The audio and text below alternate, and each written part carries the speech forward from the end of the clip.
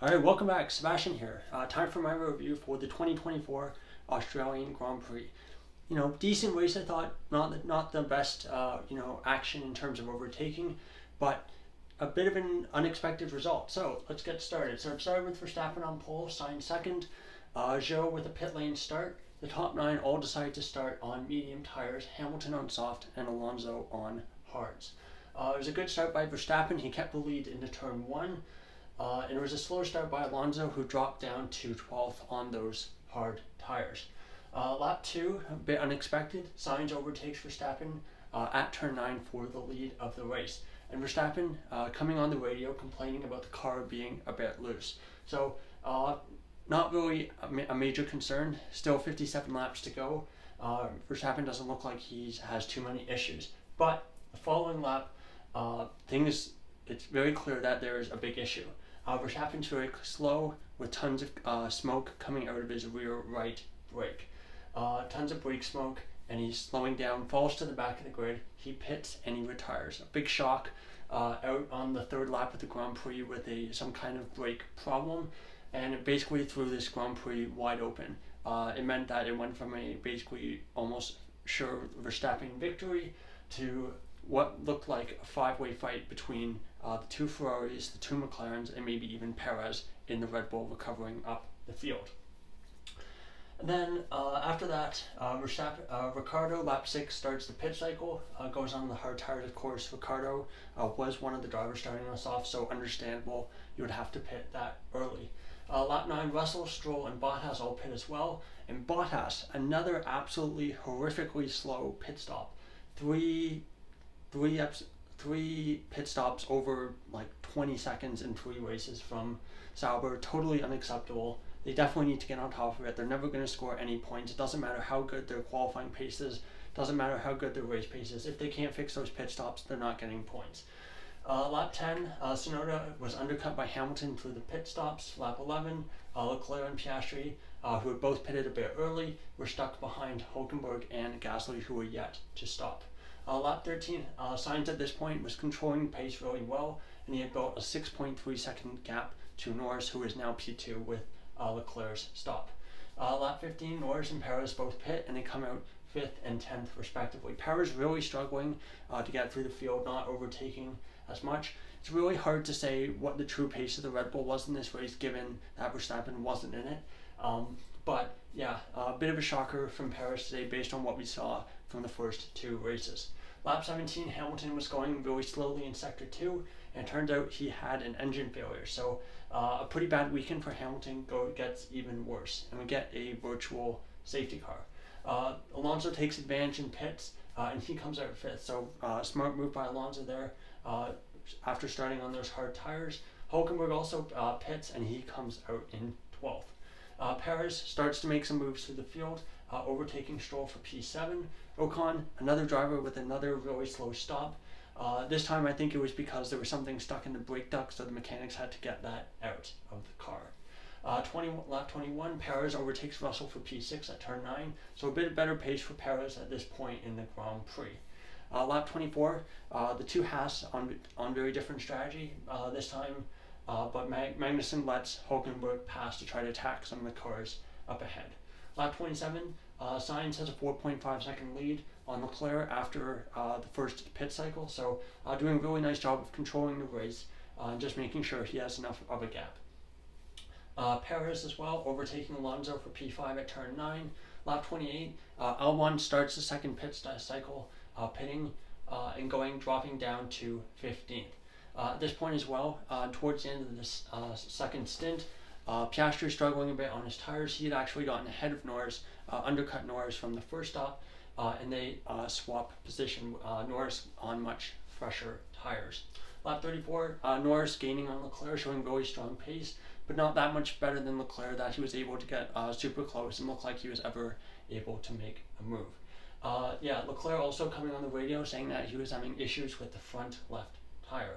Lap 35, Leclerc pits, put those fresh hard tires on, and he's barely ahead of Perez in terms of track position. I think Perez would have had to pit eventually, as he would the next lap, but that you don't want to ever be stuck behind a car that's going much slower than you, as it could lead you vulnerable to being undercut, or I guess overcut by a car further up the road. Anyway, yeah, so Perez pits, comes out ninth, not a ton of progress compared to his first stop. Zhou, another Sauber driver with a really long pit stop. It looked like the drivers, mechanics weren't working on the car, so it looked like it could have been a penalty, but usually they're pretty clear about when they're giving penalties coming on the infographic, so not sure what that was about. Lap 37, Albon complaining about Hülkenberg driving very dangerously, moving under braking. No contact there, but Hülkenberg manages to stay ahead, defending his position. Lap 38, Piastri has a small off at turn 13. Not a big deal, but does lose about 5-6 seconds or so in the process. And he pits next lap, so shows that maybe struggling a bit with degraded tires. And he comes out in 5th. Lap 41, Norris pits, comes out 3rd. Lap 42, Sainz pits, and he stays in the lead of the race. At this point, it's just, let's see, how many more laps? It's 16 more laps on these tires. So very, very close to getting another Grand Prix win. Alonso pits, comes out 7th for lap 43. Magnussen, Albon very, very close to contact at turn 9. Luckily no contact there, but it could have been a really big crash if they had touched there. But Magnussen gets past Albon a couple laps later on lap 45 for P11 at turn 9. Lap 49, Gasly was given a 5-second penalty for crossing the white line on pit exit, so just a simple mistake there. Lap 56, Sainz says that the tires don't feel great, and he's losing a bit of time to Leclerc and to Norris at this point, but still doesn't really look like he's in any danger of losing the lead of the race.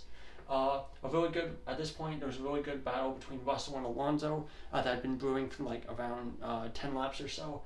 But Russell battling really hard to try to overtake Alonso and get ahead. But on the final lap of the race, he crashes quite heavily at turn 6.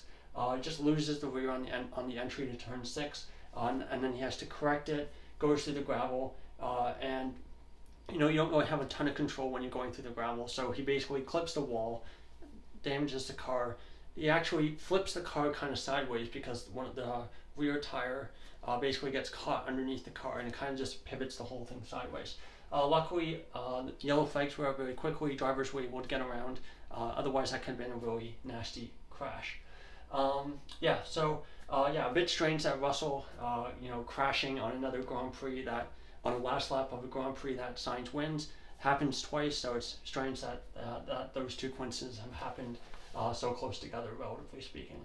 But virtual safety car comes out, and this promotes Magnussen into the top 10. So we have a virtual safety car to end the race, and Sainz takes the checkered flag for his first win since the Singapore Grand Prix in 2023. Last Ferrari win as well, and Ferrari get their first one too since, I believe, 2022 Bahrain Grand Prix. So great result for Ferrari all around. A 1-2 finish with Norris joining them on the podium.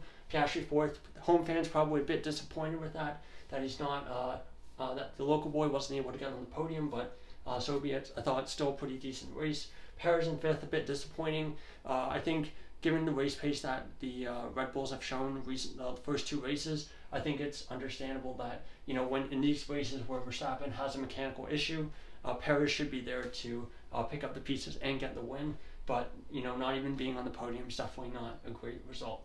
6th Alonso, 7th Stroll, 8th Tsunoda, great result from him, 4 points, and we know that for those bottom 5 teams, 4 points could be a massive amount. Hülkenberg 9th, Magnussen 10th, a double Haas points finish, can't remember the last time that happened. 11th Albon, 12th Ricciardo, 13th Gasly, 14th Bottas, 15th Zhou, 16th Ocon, 17th Russell, although really classified but DNF'd on the last lap. And then your 2 retirements, Hamilton and Verstappen. So your championship standings, assume these are correct. I had to calculate them myself. The graphic never showed up on the TV. Verstappen still leads the championship, 51 points, but Perez has closed his lead to 5 points with his 5th place finish to 46. Perez also, Leclerc also on 46 points, Sainz 4th and 40, 5th Norris with 28 points, tied with Piastri in 6th, Alonso in 7th with 20 points, 8th is Russell with 18, 9th is Hamilton with 8, 10th is Stroll with 7 points, 11th is Behrman on 6, 12th is Tsunoda on 4, 13th Hulkenberg on 3, 14th Magnussen on 1, 15th Albon on no points, and then all the drivers below, so Joe, Ricardo, Ocon, Sargent, Bottas, and Gasly all on no points. So, in terms of on-track action, I wouldn't say it was the best Grand Prix, but I know people are going to rate it pretty highly just because, Verstappen didn't win, and Sainz got a win in his first Grand Prix after getting appendicitis, which is, a great story all around. So, there you go. There's my review for the 2024 Australian Grand Prix. Thank you so much for watching.